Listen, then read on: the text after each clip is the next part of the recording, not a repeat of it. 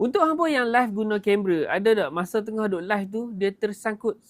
Okay, dia ada beberapa sebab dan ada benda yang boleh selesaikan masalah dia. Salah satu punca dia adalah sebab hampa live tempat yang tak ada aircon. Dia panas. Dan bila hampa nak taruh kipas dekat situ, akan ada bunyi noise. Jadi hampa cancel idea tu dan hampa biar dia panas. Jadi benda ni boleh bantu untuk hilangkan masalah hampa. Jom kita unboxing.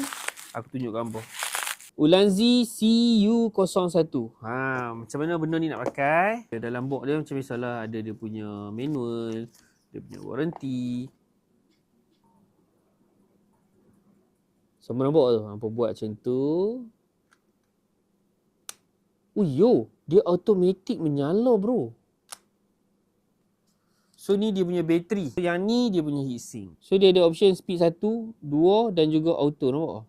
So bila hampa dah on tu, heatsink tu dah mula berfungsi. So cara nak pasang dia, belah mana nak pasang adalah, ni dia punya lock. Lock dia ni masuk dekat display. Kalau hang buat vertical macam aku, hang akan masuk dia daripada atas, lock in dekat tempat bahagian screen flip tu. Build quality dia memang aku berpuas hati sebab rasa sangat solid. And then dia punya sejuk aku bagi 10/10. Dan kalau hampa pakai kamera yang sama brand, contoh Sony, lebih mudah sebab dia punya lock ni ngam-ngam untuk kamera Sony. So guys, lepas ni kalau hampa live ada masalah lagging lagi, cuba pergi pegang kamera. Kalau dia panas, CU01 ni mungkin boleh selesaikan masalah hampa.